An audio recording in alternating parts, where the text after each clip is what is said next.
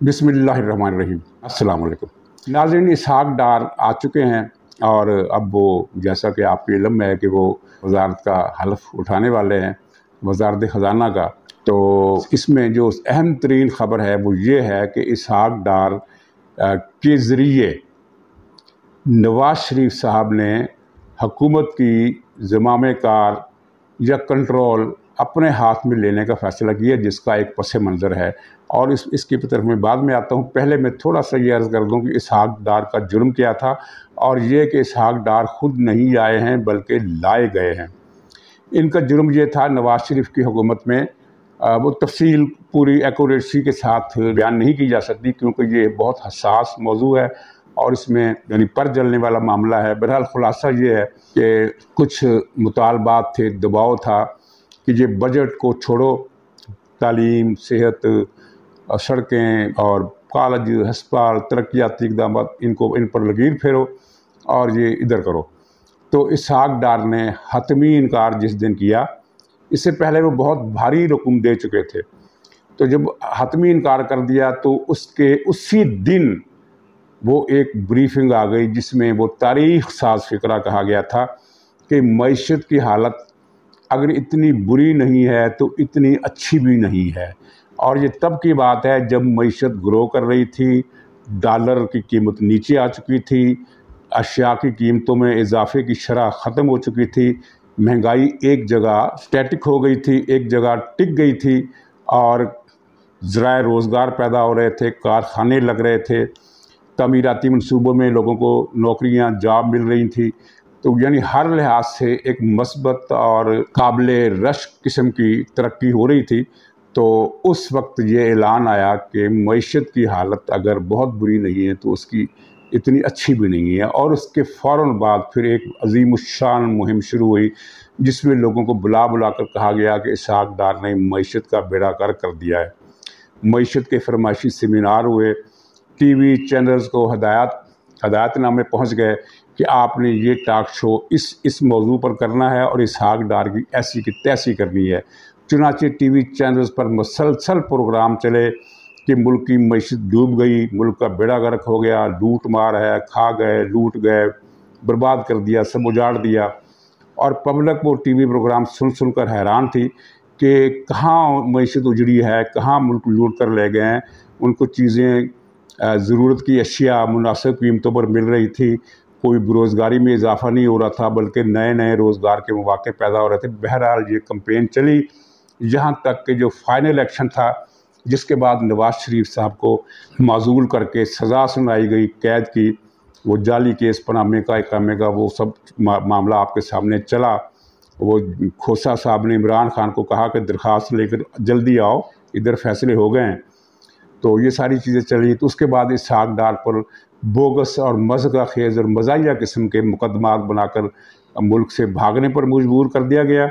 और उनके लंदन चले जाने के बाद पाकिस्तान में एक बदतरीन किरदार कुशी की मुहिम इसहाक डार के ख़िलाफ़ चली और ये बताया गया कि पाकिस्तान की हर बर्बादी इसहाक डार की वजह से हुई है।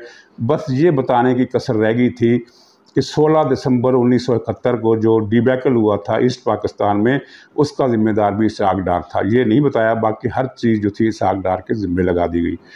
फिर वो हाइब्रिड तजर्बा हुआ जिसने मुल्क को हकीकी मानों में बर्बाद कर दिया। फिर उन्हें पता चला कि बर्बादी होती क्या है। तो उसके बाद भी चूँकि ये इसहाक डार को गद्दार, मुल्क दुश्मन, चोर, डाकू, लुटेरा, बर्बादी का देवता, तबाही का देवता, ये सब कुछ साबित कर चुके थे, तो इसहाक डार को फिर कैसे ये ला सकते थे। चुनाचे मिफ्ता इस्माइल साहब को वज़ीर ख़ज़ाना बनाया गया। उन्होंने एक बहुत ही बड़ा ब्लंडर किया, वो ये कि उन्होंने वसाइल जनरेट करने के बजाय जितना हदफ उनके सामने था कि इतनी रकम इकट्ठी करनी है, सारे का सारा हदफ उठाकर उन्होंने बिजली के सार्फिन पर डाल दिया कि ये बिजली के बिलों से खुद ब खुद हासिल हो जाएगा, मुझे कुछ करने की ज़रूरत नहीं है।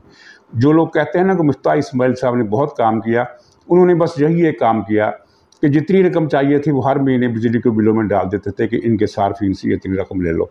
यहाँ तक कि 3 कमरों का मकान, 3 पंखे और 3 बल्ब, बिजली का बिल आ रहा है 50,000।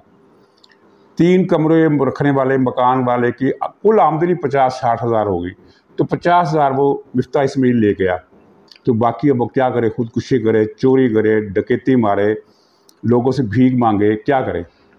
اس کا جواب شہباز شریف صاحب کے پاس بھی نہیں ہے۔ حالانکہ شہباز شریف کو مزاحمت کرنی چاہیے تھی، مشورہ دینا چاہیے تھا کہ مفتاح اسماعیل نکما آدمی ہے، بیکار آدمی ہے، تو اس کو نہ لگائیں، کسی اور کو لگا لیں۔ پیپلز پارٹی سے کوئی آدمی لے لیتے، ایون ANP سے لے لیتے، JUI سے لے لیتے، اگر مسلم لیگ کے پاس نہیں تھا، کیونکہ جو بھی وزیر آتا وہ اتنا نکما نہیں ہو سکتا تھا جتنا نکما کہ مفتاح اسماعیل۔ مفتاح اسماعیل نے پاکستان کو بھی نقصان پہنچایا اور مسلم لیگ نون کا ووٹ بینک بھی سکیڑ کر رکھ دیا، اور پھر انہیں بھی پریشانی ہوئی کہ معیشت گزر جا رہی ہے۔ ٹھیک ہے، ملک کو دیوالیہ پن سے بچا لیا گیا، لیکن ظاہر ہے اس میں وہ منت ترلا تھا، اس میں کوئی اقتصادی کارکردگی نہیں تھی۔ منت ترلا تھا، وہ کام کر گیا۔ IMF نے قرضہ دے دیا، عمران خان کی سازش ناکام ہو گئی، اللہ تعالیٰ کی مدد پاکستان کے ساتھ آئی۔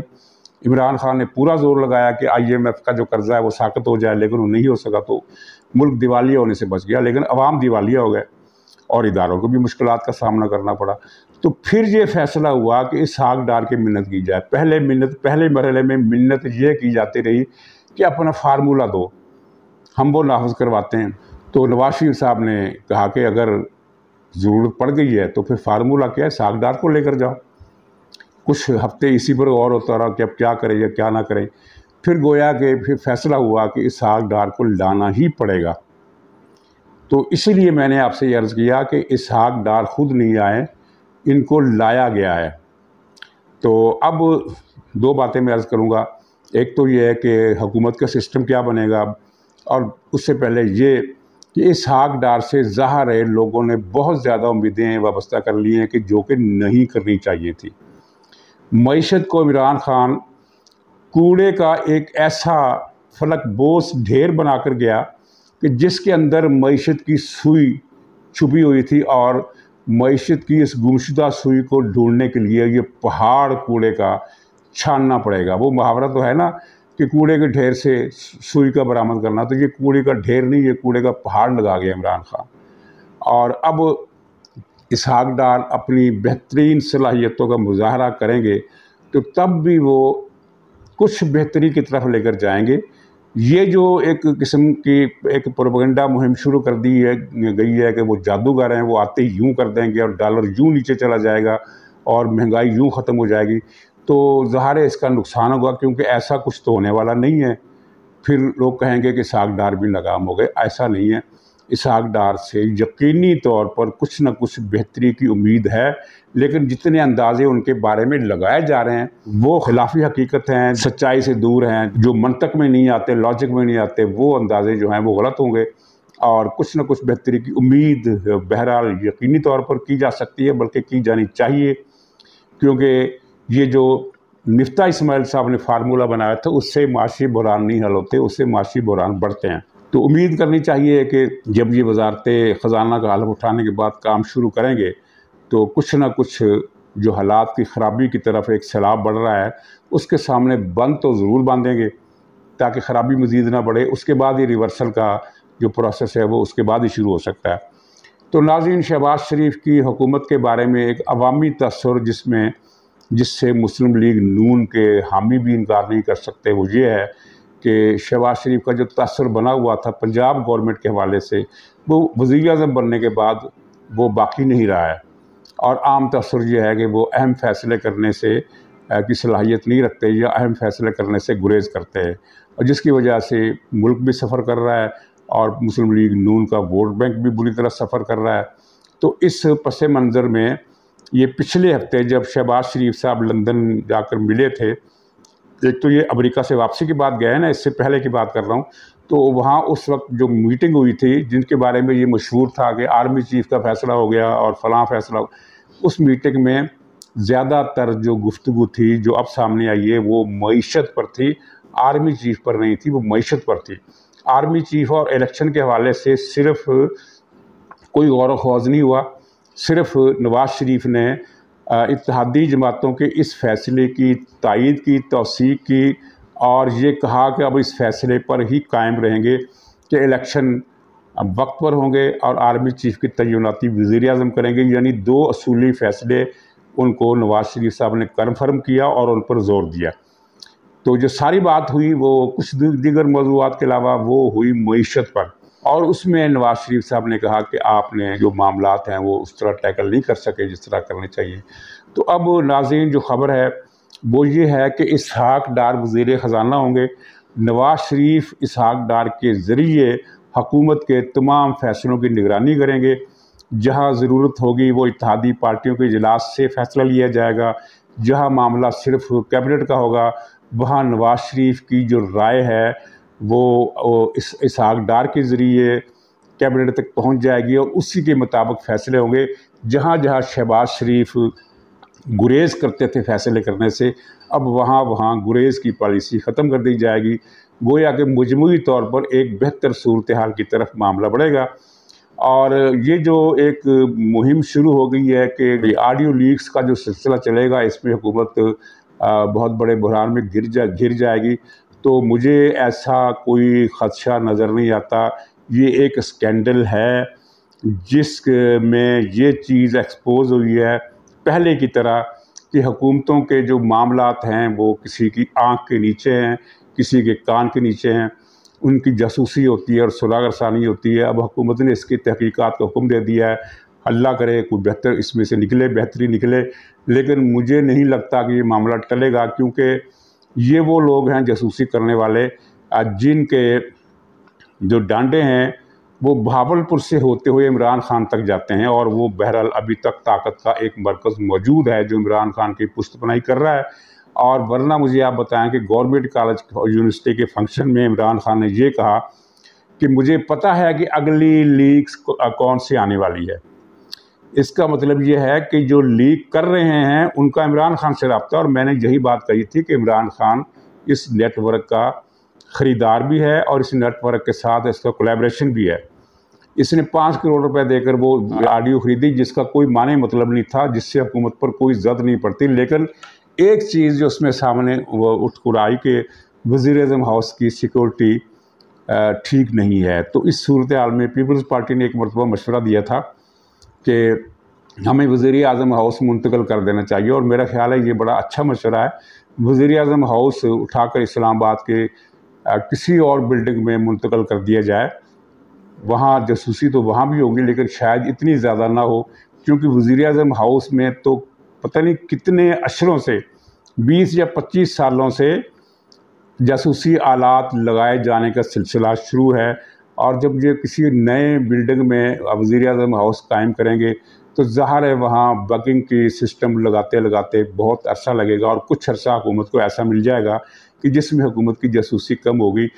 مجھے نہیں پتا پیپلز پارٹی نے یہ تجویز سنجیدگی سے دی تھی، یہ ماضی کی بات ہے، یہ مذاق کے طور پر جو بھی صورتحال ہو اس میں یہ تجویز جو ہے اس پر غور کرنا بنتا ہے کہ موجودہ وزیر اعظم ہاؤس کو آپ تحقیقات کا حکم دے کر محفوظ نہیں بنا سکتے، یہ بڑی مضبوط گرفت میں ہے، اور بہاولپوری سرکار جو ہے وہ اس وقت سر دھڑ کی بازی لگائے ہوئے ہے کہ کچھ نہ کچھ ایسا دھماکہ میں کر دوں کہ جس کی وجہ سے پورا افعال جو ہے میرے نام نکل آئے۔ اسی لیے عمران خان بھی جلسے کرنے سے تھک نہیں رہا، کیونکہ اسے بھی یہ امید دلائی گئی ہے جس طرح گدھے کے سر کے اوپر چھڑی لٹکا کر اور اس چھڑی کے ساتھ ایک گاجر لٹکا دی جاتی ہے، گاجر کا فاصلہ گدھے کے منہ سے 1-1.5 فٹ کا ہوتا ہے، اور وہ گدھا یہ سمجھتا ہے کہ یہ میں ابھی اگلا قدم اٹھاؤں گا تو یہ گاجر میرے منہ میں آئے گی، لیکن وہ تو اوپر چھڑی گدھے کے حساب سے باندھی گئی ہوتی ہے اور گدھا بڑھتا جاتا ہے اور گاجر بھی آگے بڑھتی جاتی ہے۔ تو اسی طرح عمران خان کی بھی صورتحال یہ ہے کہ اسے یہی یقین ہے کہ اگلے جلسے میں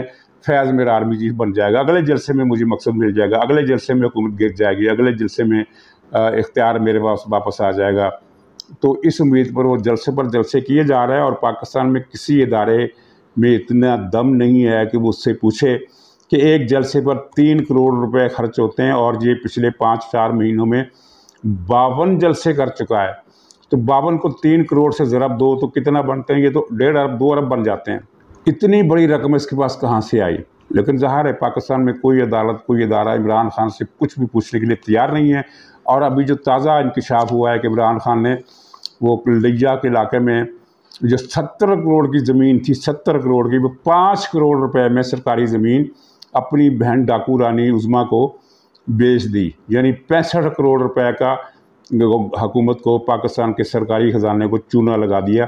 मैंने पहले कई मरतबा कहा है कि ये इमरान खान जो है, इसकी हर वारदात, इसकी कोई भी वारदात 50-60 करोड़ रुपए से कम नहीं होती, ज़्यादा होती है। कई वारदातें इसने अरबों रुपए की है, 50-60 करोड़ रुपए से ये कम की चोरी तो करता ही नहीं है। तो यहाँ भी देखिए कि 70 करोड़ की राजी, माफ़ कीजिएगा 5 करोड़ नहीं 13 करोड़ में बेची, गोया के 57 करोड़ का इसने डाका मारा। इमरान खान ने 57 करोड़ की चोरी की है। दुनिया के सबसे बड़े चोर ने लिया में 57 करोड़ रुपए का डाका मारा है और अपनी बहन उज़्मा डाकू रानी को ये रकम तोहफे में दे दी है। तो इस पर तहकीकात होनी चाहिए, लेकिन कोई नहीं करेगा। कम से कम शहबाज शरीफ तो नहीं करेंगे, और शहबाज शरीफ इसलिए नहीं करेंगे कि उन्हें पता है कि इसे फंसा भी लिया, पकड़वा भी दिया तो छूट जाएगा। बहरहाल नाज़रीन, आगडार की वापसी जो है एक बहुत बड़ी ख़बर है इस हुकूमत के लिए। इसके हुकूमत के जो बारे में जो परसेप्शन बन रहा था, उसको रिवर्स करने में इस खबर का बुनियादी किरदार होगा, और अगले दिनों में हमें ये कुछ न कुछ ऐसी सूरत हाल देखने को मिलेगी जिसकी वजह से इस परसेप्शन में तब्दीली होगी और कुछ हालात बेहतर होंगे। लेकिन एक बार फिर ये नोट करना चाहिए कि इतनी बेहतरी नहीं होगी कि हम ये कहें कि भी जादू कर दिया। जादू करने का अब कोई इम्कान इमरान खान ने बाकी नहीं रहने दिया है, कोई गुंजाइश नहीं रहने दी है। जो हालात बदतरीन हैं वो कम होकर बदतर हो जाएंगे, अच्छे होने की उम्मीद अभी नहीं की जा सकती। तो नाज़रीन, इजाज़त दीजिए, इंशाअल्लाह अगले व्लॉग में फिर मुलाकात होगी। तब तक के लिए खुदा हाफिज़।